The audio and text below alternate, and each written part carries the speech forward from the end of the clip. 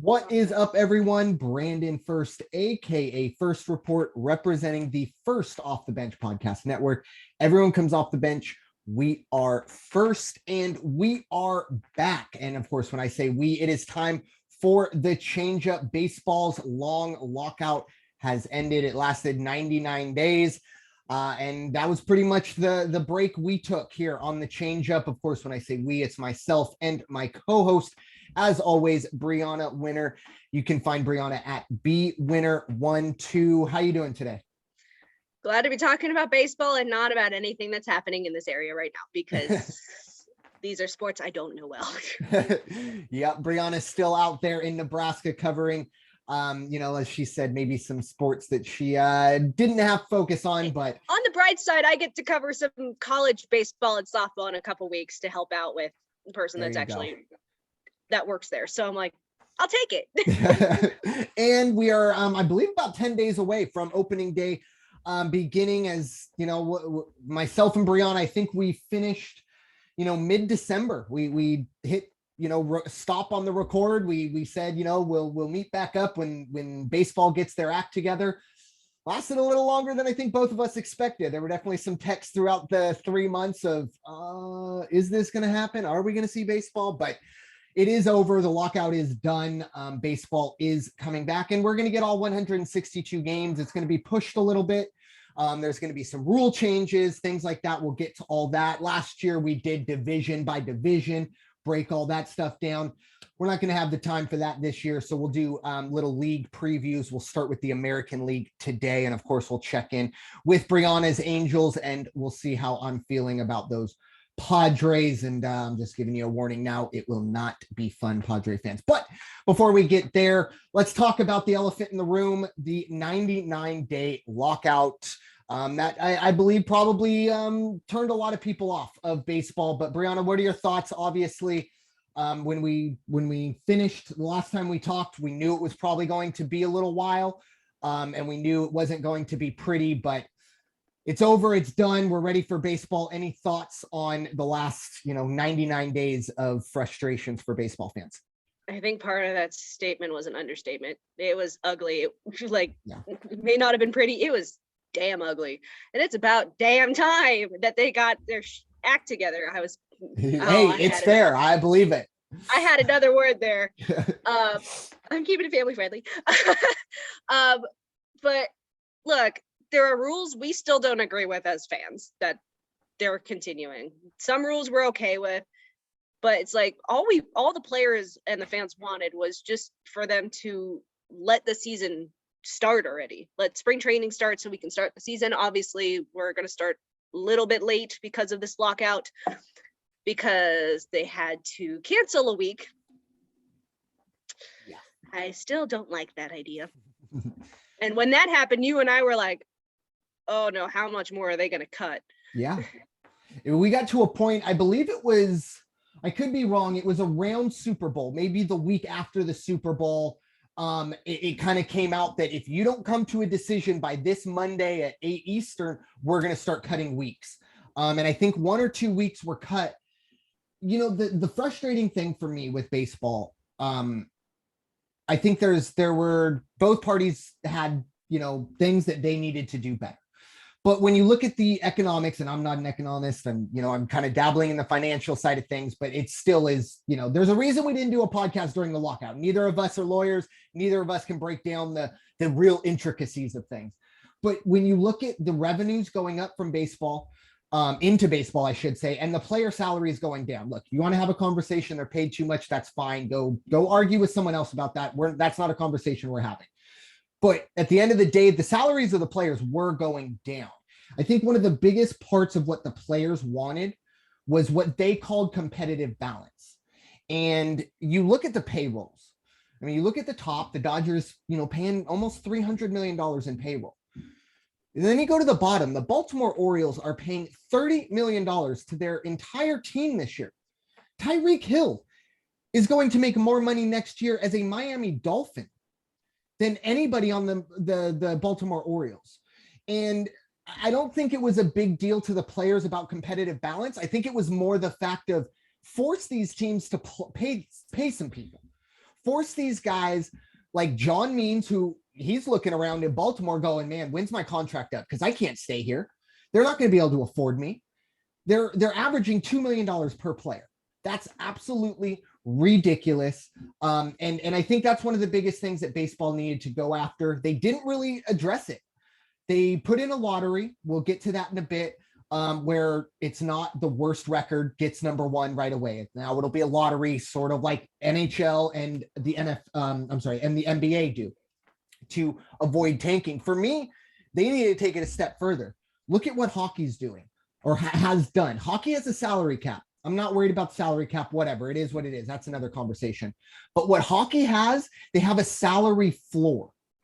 You're forced to have a team that is making X number of dollars at the minimum.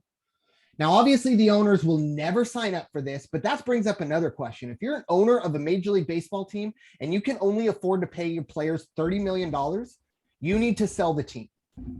Go buy a AA team. Play in the AA's. But you cannot do this. You can't sign millions and billion-dollar TV contracts and then say we don't have money to pay these players. So that was a big issue. I think the players seem happy. The owners, I guess, seem happy, and baseball's coming back. So I think at the end of the day, that's all that matters. We're going to get 162 games. We're going to dive into some of these rule changes, but I think the owners had a little more to deal with. They're the ones that needed to give more. I don't know if they did. Like I said, I really don't care the financial side of things. Unless beer prices went down in that collective bargaining agreement, I really don't care.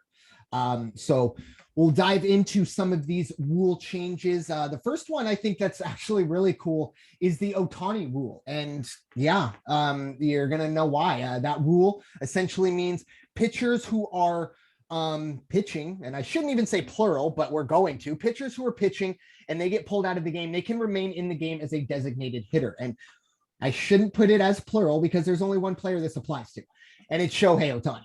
Obviously. As of now. Huh? As of now. As of now, yes. And hopefully that would be awesome to see more. Unfortunately, the Ghost Runner, we had about 2 weeks of no Ghost Runner. And then a few days ago, the Ghost Runner rule came back for whatever reason. The universal DH is officially here. That's not a huge surprise. Postseason has been expanded to 12 teams, so 6 in each league. Top 2 division winners get a bye, and then they get to pick who they play in the second round of the teams remaining. That's interesting. Then the draft lottery that I kind of talked about to stop tanking. Another one is ads on jerseys. I'll get some thoughts on that. And then looking ahead in 2023, ban on shifts and an emphasis on a pitch clock are coming, larger bases. And then an automatic strike zone is being discussed. However, nothing definitive. I know the players are heavily against the automatic strike zone, which is rather ironic, but that's looking ahead to 2023. For 2022, obviously the Otani Rule affects Bryanna more than anybody will have on this podcast, being an Angel fan. But overall, what are your thoughts? We know your thoughts, both of our thoughts on the Ghost Runner. But overall, what are your thoughts on the rule changes upcoming? God, I hate the Ghost Runner. And as somebody who played with it, no. It's such a stupid rule that should never have been put into place. I get what they were trying to do during COVID, but once the 2020 season was over, they should have just gotten rid of it. Mm-hmm. But I mean, postseason expanding, at least they get more teams in it. So like, let's say the Angels are on the cusp. They can actually make a playoff. Yep. And they have 2 of the best players in baseball right now, if they're healthy. Yep. If that team stays healthy, they are going to be dangerous. But thank hallelujah for no Ghost Runners in the playoffs. Yes. The fact that those with the buys get to choose who they want to play, I don't agree with that. All that is in my mind, this is how my mind works. And when I see that, I don't think it's anything for baseball. I don't think it's anything. What it's going to be is MLB's going to walk to MLB Network and ESPN and go, how much money are you going to pay me to televise this 2-hour extravaganza where we're going to have the general manager of these 4 teams and we're going to speculate for 2 hours. In the last 15 minutes, that's when we're going to figure out who's playing. I think that's all it is. It's going to turn into this sort of like how we see with the draft.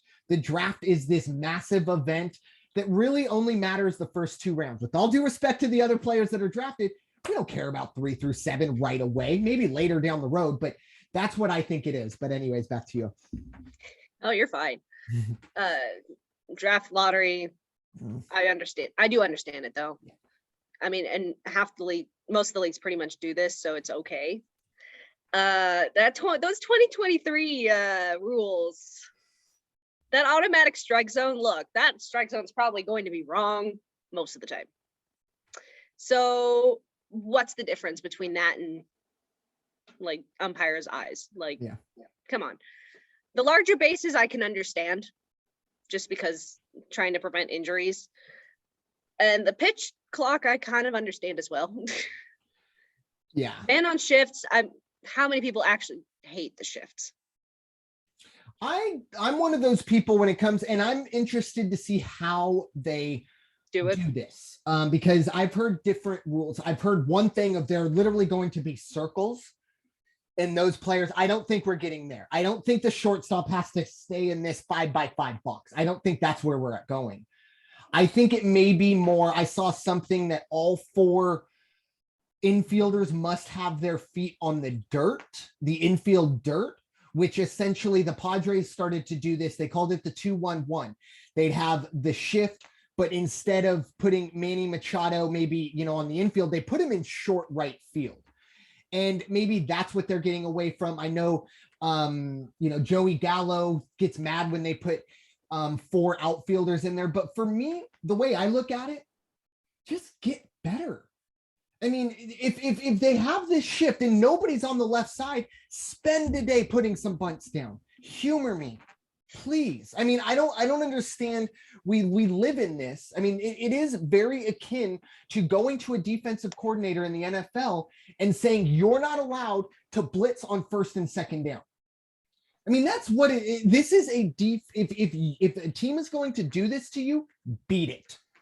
And I know we want to see, my biggest problem with baseball is and most sports, I assume, they don't care too much about the diehard fans, because in their mind, the diehard fans are here, period. They're going to chase the football fans and the basketball fans because they see the numbers, and they go, well, how can we get those fans in here? I mean, we're going to get to a point here pretty soon where by the 5th inning, we're going to stop and we're going to have a home run derby and, fireworks and all that stuff going on because we need to be just as exciting as football. Football is a 16 or now 17 game season where it's just a kind of car wreck. Let's be honest. Baseball is a marathon where you're going to go 10 games in the middle of summer and go 2-8, but you still may be the best team in baseball. So I think baseball's always tried to find the other fan. I've never, ever given a whole lot of credence to a so-called baseball fan who goes, games take too long. If you love a sport, you should want more of it, period. In terms of the ghost runner, I hate the rule. Maybe some changes we could see is put in the 11th. Look, if we go into the 10th and everything, or even the 12th, if we get through 2 full innings, no one scores, okay, let's put someone out there. Let's get things rolling. I also heard some people maybe talking about, would ties be preferred to this? Kind of like in hockey where you get 1 point and it's a point system rather. I don't like that. But at the same time, I prefer that to runners starting on second. I hate it because you put yourself in a situation where you don't have to get a hit to score a run. I don't think that's fair. We saw it with the bunts. Yeah, exactly. And that's the way you play it. If you're the home team and you get out of the top of the inning, do it. I'm not ever ostracizing a manager for doing that. That's what you have. Now we loved it. Yeah, exactly. It's perfect strategy. But that, for me, put him on first base. If he's good enough to steal second, fantastic. But put him on first base to the point where the double play is in order, and you are essentially going to have to get a hit to get that runner home. Obviously, I know errors can happen, blah, blah, blah, but literally have to get a hit to get that guy around. I don't like that. One thing that was interesting to me, obviously, with the Otani rule is, does it expand? And by what I mean that, I don't mean more players become like Shohei Otani. I mean, let's say you have Fernando Tatis, he's playing shortstop. We get to the 7th inning. You want to have a defensive substitution. Is there a chance maybe down the line in the next 2 or 3 years, Fernando Tatis can move from shortstop, put him in the DH role, maybe move in a Ha-Sung Kim or a Jake Cronenworth who's a little more defensively reliable late in the game? Does it expand to that? I wonder if we do get to that, because I think that would be kind of cool. Now, once again, I'm sure there are limitations to that. I know Joe Madden's name was brought up immediately when that rule was brought, and how is Joe going to exploit that? But you know what? That's what is amazing about Joe Madden. You put a rule in front of him, he's got 4 loopholes that he's going to exploit, and my hat goes off to you, because that's kind of what it is about being a manager, right? And the last one is the ads on jerseys. Look, I know there are a lot of realists that aren't going to like this and things like that. This has been coming. It's like the universal DH. You cannot like it, blah, blah, blah, but you better have accepted it probably 5 or 6 years ago. It's the game we live in now. It's the world we live in. The more money that can be made, that's what they're going to do. So at the end of the day, the way I look at it is, if there's more money in the game, ideally we don't have what we just had over the last 3 months. Well, spread it around and we don't have a lockout. And if you think about it, if you look at NBA jerseys, they already have pretty much logos from companies like Bumble or whatever else they've got on their jerseys. I don't know how Wish got on the Lakers thing, but anyway. Well, and I'll take it a step further. European soccer. I mean, their logos are right here, or if you're not, they're in their top left corner over their hearts, and they have Samsung or Fly Emirates, and I mean that is incredibly commercialized. So I think we're moving towards that. You see the same thing in Japanese and Korean baseball. They have logos on there. So once again, it was the sign of the times. It is what it is. My question is, does it, what if, I don't know what the Padres patch will be, or the Angels patch, but what if you're a Ford guy and you're, I have an idea for Angels. Ford. Yeah.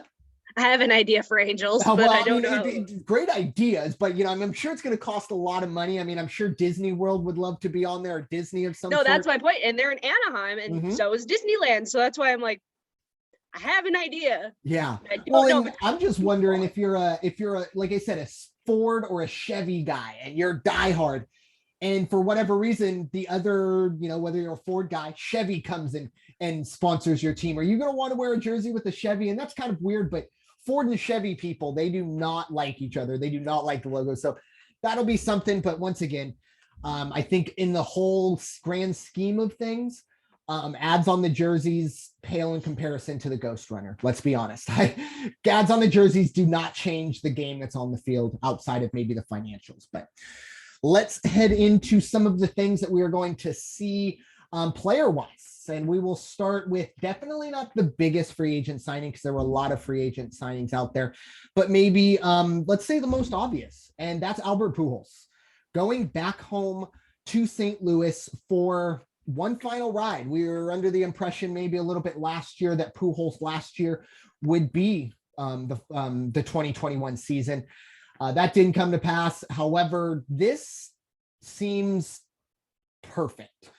You get the DH, so you don't have to worry about Pujols being there at first base, because Paul Goldschmidt's a fantastic first baseman, and as much as Pujols is a legend there, it's going to be hard to unseat him.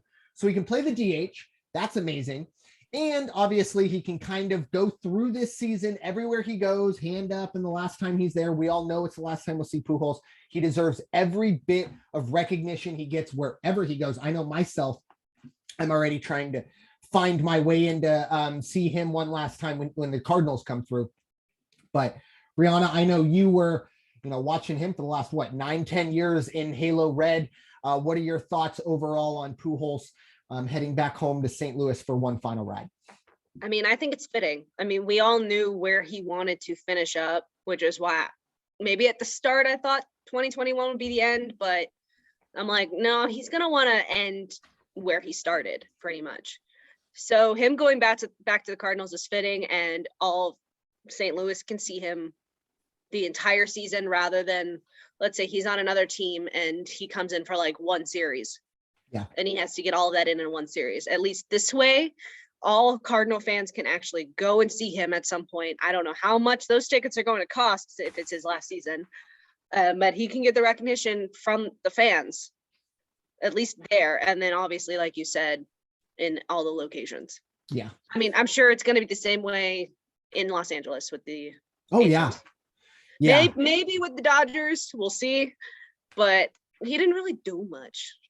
I thought he was better with the Dodgers than the Angels. I mean, he was rough with the Angels last year. Well, let's be honest. The Angels had issues last year. Well, and I think the way the Dodgers used him as well was very beneficial, because with the Angels, he was playing pretty much every day, or at least every other day. With the Dodgers, in the National League, he's that guy who comes in. Look, I'll be honest, late in the season, the Padres didn't really matter, but Pujols coming up in the 8th inning as a pinch hitter, that's scary at any age, right? I mean, you're bringing up one of maybe a generational talent as someone off the bench. That's scary. And I do think for Pujols, obviously, first ballot Hall of Famer, he needs to be unanimous. I know there's going to be one or two yahoos that leave him off the ballot so that they can puff their chest and scream about steroids, but this is a Hall of Famer. He's a generational talent, arguably the best pure hitter since Bonds, and maybe even better because he doesn't have that cloud above him. But yeah, for Pujols, one final ride in St. Louis. I hope he stays healthy, because that could be another little, if he hurts himself and has to kind of just wave from the dugout in street clothes, that would be unfortunate. So hopefully he can stay healthy. And it would be great to see the Cardinals make the playoffs, and who knows, maybe make a little bit of a run. We'll see. The National League is absolutely stacked this year, but it is good to see Pujols back in St. Louis for, as we said, one final ride. If you're in a city where he's rolling through, make an effort to go see him, because be able to tell your grandkids that you saw one of the greatest baseball players in his final ride. So moving on to some of the more, with all due respect to Mr. Pujols, let's say noteworthy or impactful signings. Just to name a few, I kind of got through the list and realized it was about 3 pages long, and my fingers were not going to take it. So just a couple that I wrote down here. Obviously, one of the biggest ones, Freddie Freeman going to LA, Trevor Story heading to Boston, Rizzo staying in New York and the Bronx, Carlos Correa, very surprisingly, staying in Minnesota, 3-year deal, has an opt-out at the end of every single year. So that could be a 1-year deal. That could be a 3-year deal. It's up to Carlos. There were a lot more. Which one, Bryanna, do you think is going to make the biggest difference to their team from last year to this year? Well, I mean, Freeman's coming off of World Series. Trevor Story, finally he gets out of Colorado. I can't say the same for Chris Bryant, who just went to Colorado for 7 years. And those memes were great. Oh my goodness. They're like, I saw one where it's like, pray for Chris Bryant. He's not ill. He's not sick or anything. He just signed a deal with the Rockies. Yeah. Hey, at least he's closer to me. And hey, I saw one that said he just signed a lot of money to take October's off. That's pretty cool. But anyways. I mean, and he's closer. So if I get the chance, I could see him. There you go. Rizzo staying in New York is probably going to be one of the bigger ones, just because of what he did with the Yankees. I kind of wish he would have gone back to Chicago, but at the same time, the Cubs are not doing the greatest. So I understand that he really wants to win. And I think he will most likely get it done with the Yankees if, again, they are healthy, which they were most of last year, actually. Yeah. Which was a surprise. Because we thought they were going to do well because they were going to be injured all the time. Yeah. It was interesting for them, to say the least, last year. Just in general, the difference maker is going to be everybody's health. Yeah. If the Angels are healthy, they could be a force. Yankees stay healthy, they are definitely going to be a force. Dodgers, And I'm not saying that because Freeman just went there, but just because we on this podcast don't like the blue. So I mean, but at the same time, they're healthy, they'll be fine. Yeah. I don't like to say it, but they have a lot of weapons that they could use. Yeah. For me, honestly, one of the biggest ones that's on here, I don't know if he'll have the biggest or the greatest season ever, but I think turning a team around, and I'll get to this team here in a bit as well, a little more in depth, but Javi Baez going to the Tigers. Now, that might on the surface be like a Chris Bryant situation almost, right? If you kind of look at it from the outside and you go, well, why is he going to Detroit? Well, look, folks, Detroit's up and coming. I'm not going to sit here and say they're going to do a whole lot. They have, I think, two of the top 5 prospects in all of baseball. Spencer Torkelson, I think, is 2, and I think Riley Green is in the top 5, depending on where you look. Definitely top 10 throughout the board. They have, I think, the best young pitching in baseball. Still a lot to prove. I've been screaming, bumping my chest about these guys, and then taking kind of baby steps towards it. But I think bringing in a guy, Javi Baez, he's not going to be that guy that, this is, emulate him in all situations. But this is a guy who's been there. He's won championships. He's been a leader. He's seen what it takes to win in a locker room. I kind of liken it to what Manny Machado did. He was in Baltimore. He wasn't the main guy to start. He had some growing pains. He was kind of a little dick early on. 21 years old, superstar, big ego. Over time, it kind of got deflated. And when he gets to San Diego, or in this case, Javi Baez gets to Detroit, I think he knows a little bit better how to be a leader. It's going to be very interesting to see Javi Baez in Detroit. I'm excited to see that. One other one, it wasn't a signing. It was a trade, but I think the Braves getting Matt Olson, and I know they lost Freddie Freeman, and that's tough.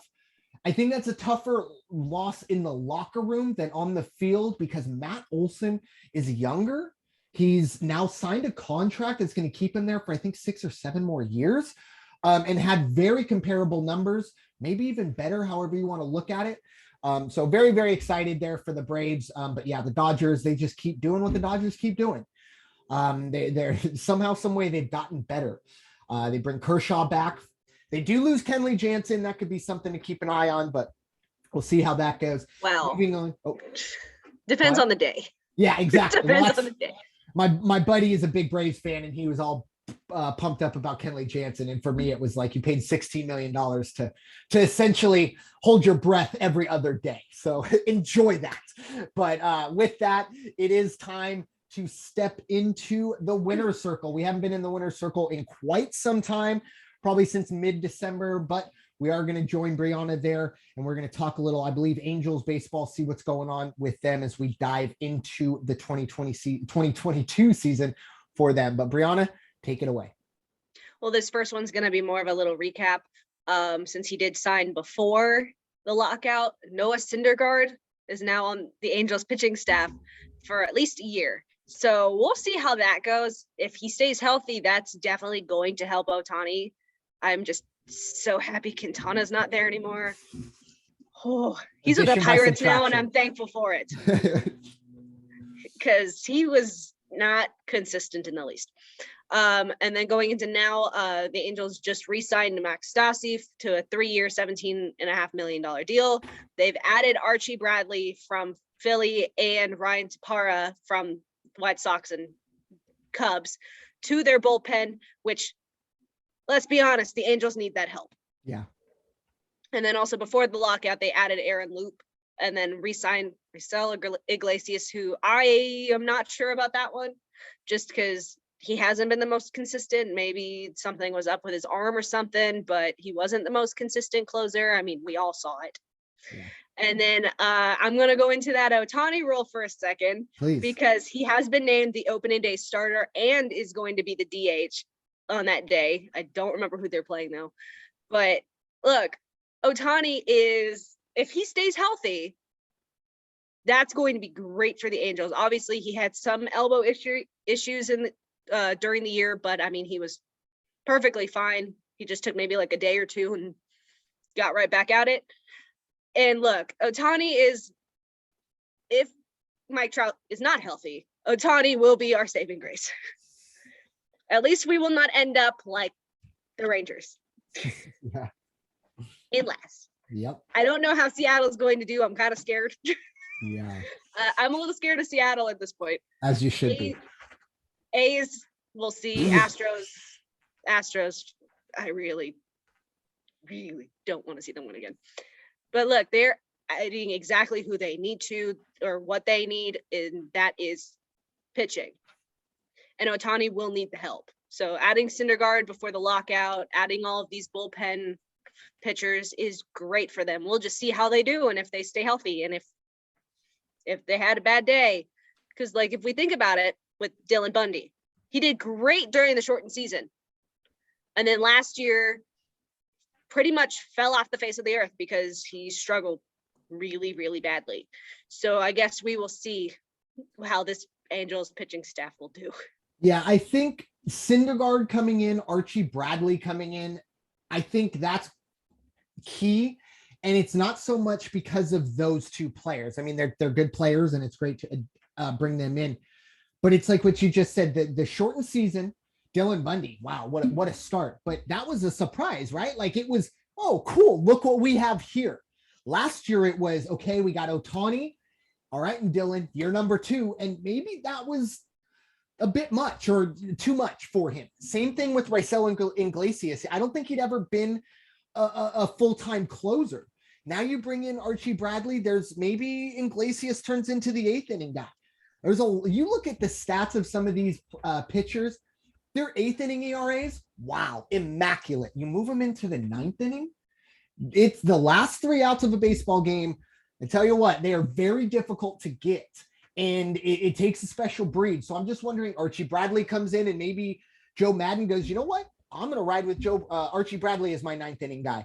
And Iglesias settles into that 8th inning situation. Now, Bradley has to hold down the 9th for that to work. But same thing with Syndergaard. Maybe Syndergaard moves into that number 2 behind Otani. Bundy can sit back and go, okay, I'm going up against the number 3, which probably, every other team's number 3 is comparable to Dylan Bundy. And I think that's a better matchup rather than him going up against, most teams' second ace these days. So, well, Bundy is not with the Angels anymore. Interesting. He's Fair with enough. The Twins. Okay. Well, in that situation, I feel like he just found himself back into the number 2 slot because the Twins, they bring in plenty of hit bats, but their pitching staff is still a big question mark, at least for me. But okay, best of luck for Bundy, but definitely for Iglesias and Bradley. I think Iglesias was put into that role prematurely, and if Bradley can come in and maybe mess that. And what was it, the 2020 draft or the 2021 draft where the Angels picked every single pick was a pitcher, except for maybe one? I believe it was 2020. It was, yeah, because I think it was the shortened season. It was only 20 rounds or something, but every single, or except for one. That told you right there at the very least they know what they need. Yes, exactly. And I can respect. And they did have one come out. They did have one debut in the majors last year, and he actually did pretty well for his first time in the majors. Yes, they still lost, and yes, he still gave up a lot, but that's kind of what you expect from a debut. After that, he settled in and did amazing. Mm-hmm. Reed Detmers, we're hoping for you. We want you to do well. Yeah, and I mean, you got it like the law of averages, right? You got 20 of them, 3 of them have to be at least somewhat decent at the major league level, you would hope. But yeah, at least the Angels know what they mean. It's a little bit of the segue, I should say. Lost it there. It's been a while. Segue into my side of things, and it is the San Diego Padres. The Padres are in trouble, folks. I'll be honest with you. They didn't make a big move, with all due respect to Jorge Alfaro and Luke Voigt. Luke Voigt is a beast. He looks like he puts down about 75 protein bars a sitting. But that's not a huge game changer. And you look around at what everybody else did in that division. Freddie Freeman in, Chris Bryant into Colorado, and I know that's not huge, but pretty much every team in this division got better. Even the Diamondbacks didn't bring anybody in, but they signed, I think, Ketel Marte to a big-time contract extension. So that's a plus for them. For the Padres, the lockout ends. All Padre fans are at least feeling good. Hey, baseball's coming back. And I think it was about 48 to 72 hours later, it came out that Fernando Tatis will miss the first 3 months of the season because he needs surgery. And of course, the first thought every Padre fan had, why didn't he have surgery in the offseason? Because if you remember last year, swinging a bat. He, dislocated his shoulder, separated his shoulder. I don't know the exact term. And it was said he's going to need surgery. During the season, he said, no, I'm going to fight through it. We said, okay. We get to the offseason. He goes, no, I'm not going to take it. I'm going to fight through it. And we went, okay. And then we get to a point where now, he needs surgery. And you go, why didn't you get it on your shoulder in the offseason? Then it comes out, no, it's not on his shoulder. It's on his wrist, which brings up the question of what the bleep. We've been in a lockout for 3 months. He didn't play winter ball. And then the day of reckoning comes, and I'll never forget it. I'm watching the press conference, or at least watching the clip notes of it. And it kind of came out that Fernando Tatis in the offseason had turned himself to somewhat of a motorcycle enthusiast. So a reporter asked him, do you think that this injury stemmed from your motorcycle accident? And I'll never forget Fernando Tatis's response with the two most concerning words I've ever heard an athlete say. He said, which one? As in, which motorcycle accident are you referring to? And look, I am a red-blooded American. I believe that everybody has the right to do whatever they want. However, when you're making X number of millions of dollars, let's leave the stunt writing to the professionals, please. Go get a VR set or something. Maybe, I'm sure you can afford. I'm sure someone can make you a mock, motorcycle. I don't know. I'm a little frustrated, but at the same time, he's 21. He's 22 years old. He just got handed a lot of money. It was his first off season. He has made it seem that he has learned his lesson. Do I believe it? I don't know. I refer to a lot of this as kind of like with Manny Machado. Manny Machado was a punk when he first began. But you know what? When you're 21, 22, 23 years old, and you're a superstar at the major league level, it's pretty hard to be humble. Eventually, over time, Manny Machado got humbled. He didn't play worse. He just got humbled because he realized, okay, this isn't permanent. I think over time, hopefully Tatis will learn that. But he got the bag last year. He got a lot of money with no opt-outs. And if this doesn't go well for the Padres, and for whatever reason Tatis cannot recover from this, the Padres are in a lot of trouble financially because they're going to pay Tatis, period. Now, they could have avoided this contract, which is interesting. They decided not to. We'll see if that comes back to bite them. Now, the stuff that will be going on the field, Padres, as I said, didn't bring anybody in. They're going to be banking on the return of Mike Clevinger, which, Mike Clevinger was a very good pitcher, but he's coming off of Tommy John. So, we can't exactly just go, oh, perfect. We got the old Mike Clevinger back. We've seen what happens there. Dinelson Lamet, haven't even seen him around. We don't know what role he's going to play. Chris Paddock, is Chris Paddock going to be a guy who gets real innings? Because if he is, count me out. I can't watch that man pitch anymore. I can't watch a man who wears a bolo tie and a cowboy hat and cowboy boots show up to the yard, call himself the sheriff, and get ran after the third inning because he's given up 6 runs. And then his brother's going to hop on Twitter and yell at everybody for saying how bad he is. You can't call yourself the sheriff and perform like a mall cop. It just doesn't work like that.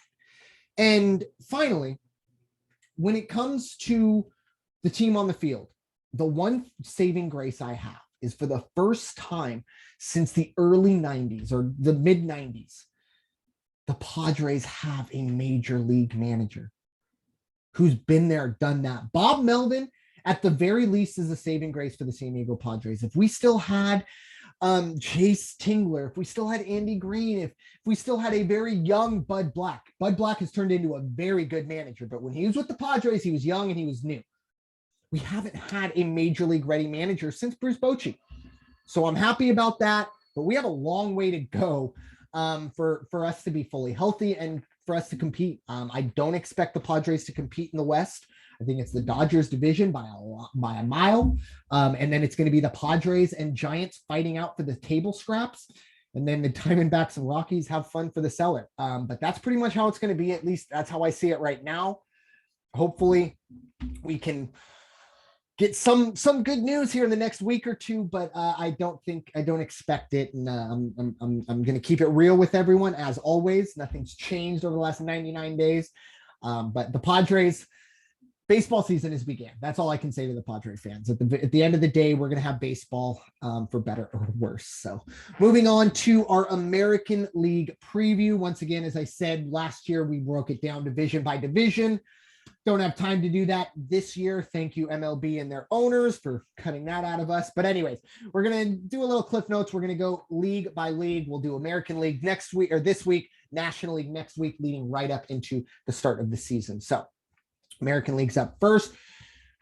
Let's look at the American League East, Bryanna. I know you have been on Twitter and through my text telling me that the Baltimore Orioles are going to win 100 games. They're the best team in baseball. I know you've been, I'm just kidding. Definitely not. But I think the American League East is the best division in baseball. Bryanna, 4 really good teams that could probably all make a case to win the division. Yeah, I'm not talking about you, Orioles. But Bryanna, what are your thoughts? The American League East, who do you have winning that division and why? It's kind of a toss-up. It's tough.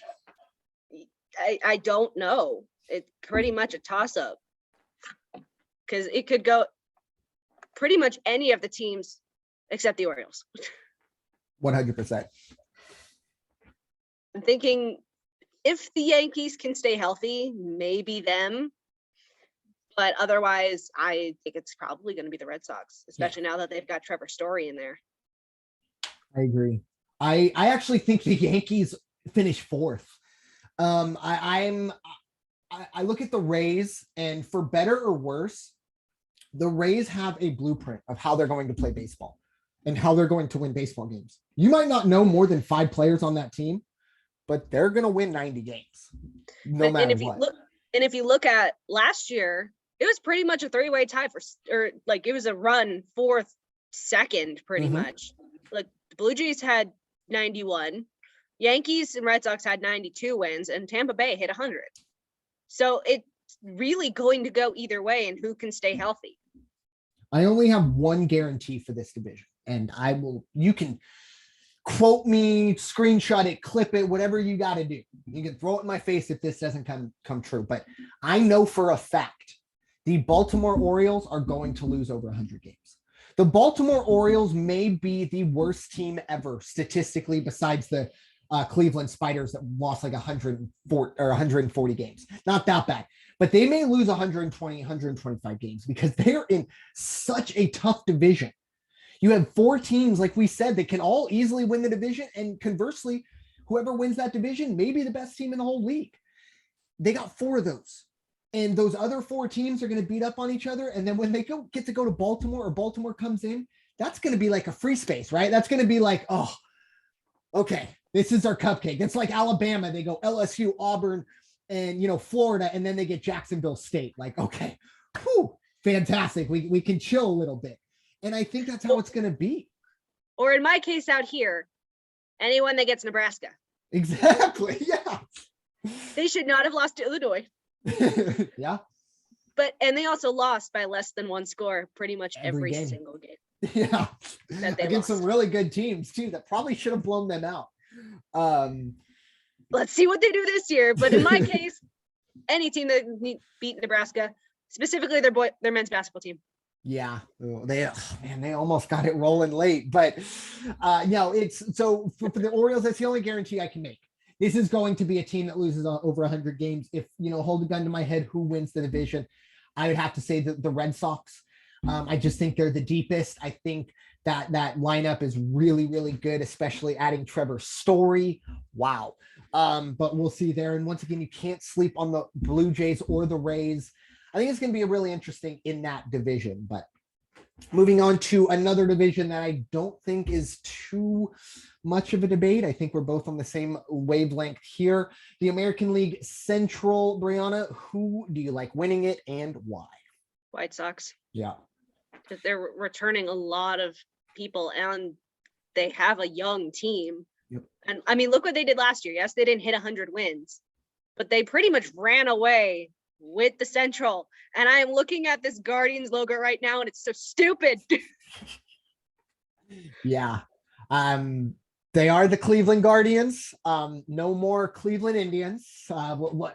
We've moved our Redskin bucket Yar. out of here, and we've cashed in the money. We now have brought in a Guardians bucket. $1 goes in there for our Indian bucket for every Indian reference. We'll keep track of that. But the Central, I think, as wide open as the East is, that's how close the Central is. It's going to take a lot, probably from the White Sox coming way back down to earth and someone overperforming in that Central. I do think the Tigers are going to be better than most people expect, but I'm talking 75, 80 wins. That's about 500 for them. They're not going to compete. I think the White Sox could win 100 games this year because of that division. The Royals, I know they're really excited. They get Zach Greinke back, and Bobby Witt Jr. is the top prospect in all of baseball. Congratulations. That's not really going to matter in the grand scheme of things. The Chicago White Sox are going to win this division probably pretty easily. So we'll see how that goes. And like you said, they're bringing pretty much everyone back, and they're young. Jose Abreu and, that pitching staff. Keep an eye on Garrett Crochet. That guy might have the nastiest stuff in all of baseball. But moving on to Bryanna's jurisdiction, be very, very interesting. I'm actually going to go first on this one because my opinion doesn't matter. Go right ahead. My opinion doesn't matter in the American League East. The way I look at it is until you knock off the king, I can't go anywhere else. I think the Mariners almost did it. They did. You're right. They almost did. And they got a lot better. I hate to say it, but I think the Mariners are going to finish second in this division. But I do think the Angels make the playoffs with that expansion because of how bad the Central is. I think the West and the East, those are the two teams that are going to send the three other wild cards. I don't know how you break that up, dice it up, but they're going to be the teams that send three. Hopefully the Angels are one of those three. But at the bottom, the Rangers, I think, will finish fourth. The A's, I mean, my goodness, they called me the other day and asked me if there was anybody on their team I would trade for. Like I just wear the Padres uniform. I'm not actually their fire sale has gotten crazy out of control. I will say I do like some of the players they got back, but they are a long ways away from being relevant as usual for the A's when they rebuild. But we'll see them being a factor in 2 or 3 years. But for this year, I think it's the Astros. But I'm pulling for those Angels. I'd love to see the Angels, Otani and Trout in October, really in any way. But Bryanna, what are your thoughts? You're the only one that matters when it comes to the American League West. It depends on who's healthy, especially for the Angels, because obviously we thought they were going to do well, and then all of the injuries kind of kicked in for them. Obviously, Rendon is hoping he stays healthy. Hopefully, these additions to the pitching staff will help, and the Otani Rule will definitely help. I really don't want to say it. Say it. I really don't. Hey, next week I'm going to have to say it. Next week I'm going to have to say it, so you have to say it this week, damn it. All right? That's how we do things here, okay? Next week I have to say the Dodgers are going to win the American League East. So right now, you just said American League East. Or I'm sorry. It's been a while. It's been 3 months, folks. I'm just glad I got through the intro without screwing that up once, all right? That was one take. But no, I have to say next week the National League West is going to be won by the Dodgers. So I would love to hear it from you right now, Bryanna. Who wins the American League East? Or gosh darn it, West. I really want the Mariners. If it's not the Angels, I really want it to be the Mariners, and I hope the Mariners can come this close again. But I hate that I'm going to say it's probably going to be the Astros. Yep. Or those dirty cheaters. Yes. But I will say this: the American League West, the gap between the Astros and the second best team, whoever that is, Angels or Mariners, you can go fight about that over there. But the gap is a lot closer than what we see in the National League West. I think the Dodgers are head and shoulders above everybody in the National League West. Not so much in the American League West. I think I wouldn't be terribly surprised if the Angels or the Mariners win the division. If someone else wins the division in the National League side of things, I would be surprised. A little I guess, spoiler, or that's like the worst tease ever for next week. I wonder who Brandon's going to pick to win the National League West. Well, I just gave it to you. But let me ask you this. Rendon is healthy. He returns to form. Trout stays healthy. Otani stays healthy. Everyone, for the most part, stays healthy. Do the Angels win the division? I really hope so. I'll take it.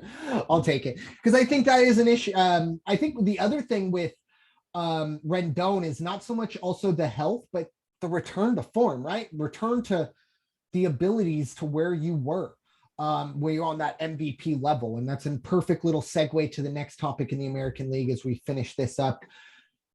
I mean, I'd love to sit here and say who's going to win the National or the American League MVP, because next week I'm going to ask you who's going to win the National League MVP. I'm not asking you that question in the same wording here.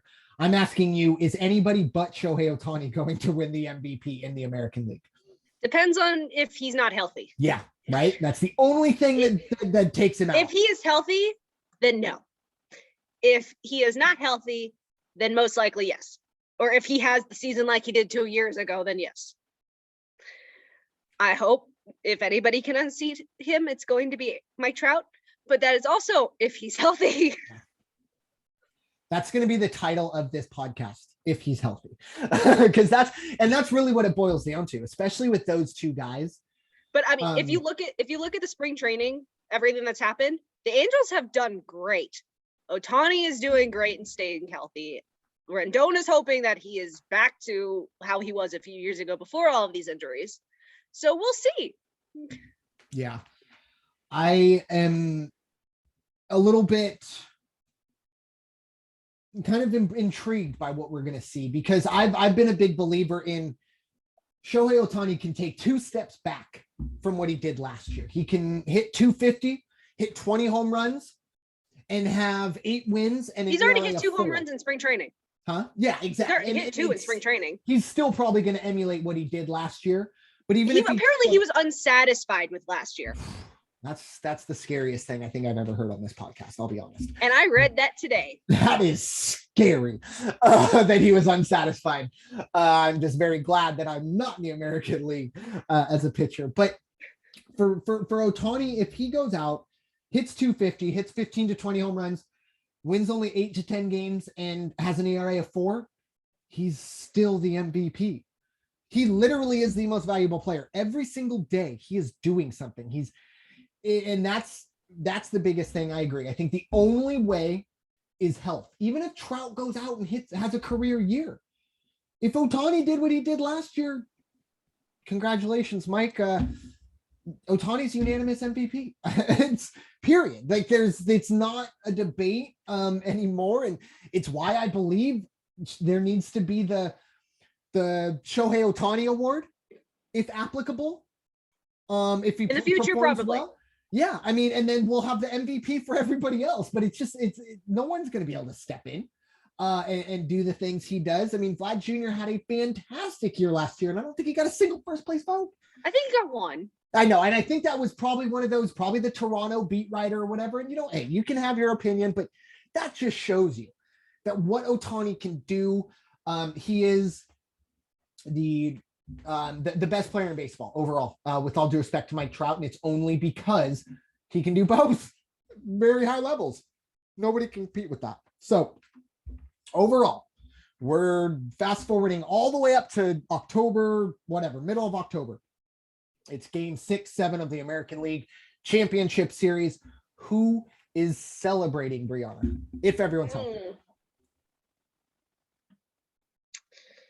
I really don't know. I think it could be the Rays. I think it could be the Dirty Cheaters. Maybe the White Sox, but I don't think it's going to be the White Sox. It's just a possibility. But you don't know. Especially after last year, you don't know, because everybody thought that the Dodgers were going to win. Yep. And then they lost to the Braves. Yeah. Which we're okay with on this podcast. Oh, yeah. Fantastic. Let's talk about that all over again. Bring the Dodger fans in and we'll have a little roundtable about how terrible that was. But I think it's going to be a battle of the Sox. I think it's the red versus white. I think that will be the American League Championship Series. I think you'll see two different sides of it. You'll see the Red Sox who have come in just kind of beaten up. They played such a tough division, and then the White Sox who didn't really do that.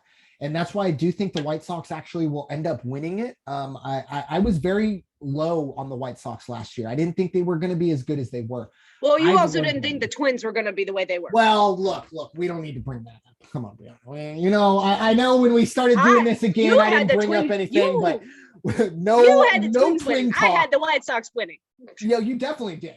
But we don't need to bring up that I thought the Twins were going to win the division. No one needs to know that. You know, no they can go back. No one would have thought they would have had the season that they had, though. No, yeah.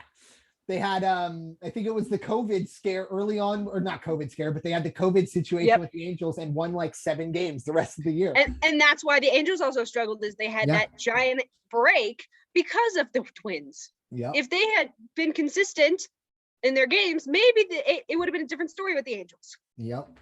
So, although those Mariners are still scary. They are very scary. And that would be a very interesting situation if the Mariners could pull that one off or get in there. But I do think overall, when it's all said and done, the White Sox get the job done.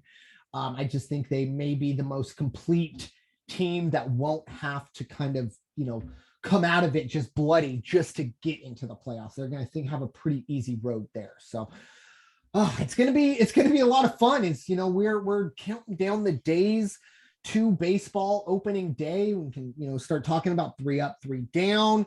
I can start going on 15-minute tangents about the Padres and how stupid they are.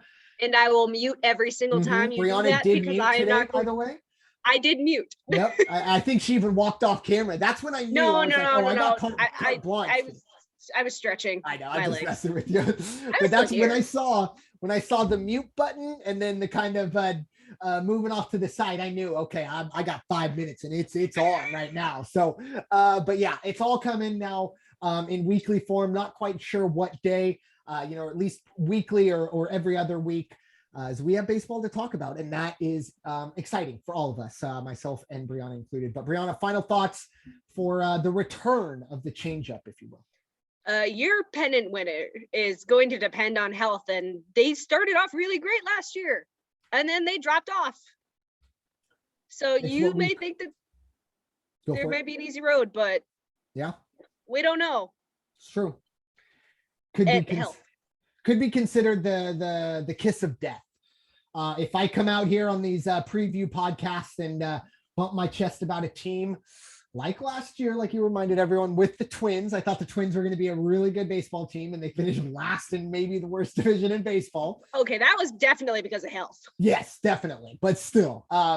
So we'll see how that goes. But you know, for me, obviously, I was frustrated the last 3 months. Watching millionaires and billionaires fight over essentially hundreds of dollars. And that was frustrating, taking away the game that I love so much. But it's here. We're going to get 162 games. I don't have to go on a boycott of merchandise and things like that. I can go enjoy a baseball game here and there, buy a hot dog, buy a beer, and not feel guilty about it. I mean, I still should feel guilty about it so much. But anyways, with that, thank you all so much for listening to this edition of the Changeup as we return to action, presented by the First Off the Bench Podcast Network. Everyone comes off the bench. We are first. It is time for you all to go wash your hands and stop hating everybody. We'll talk to you all very, very soon. Have a wonderful day. Enjoy the spring training and take care.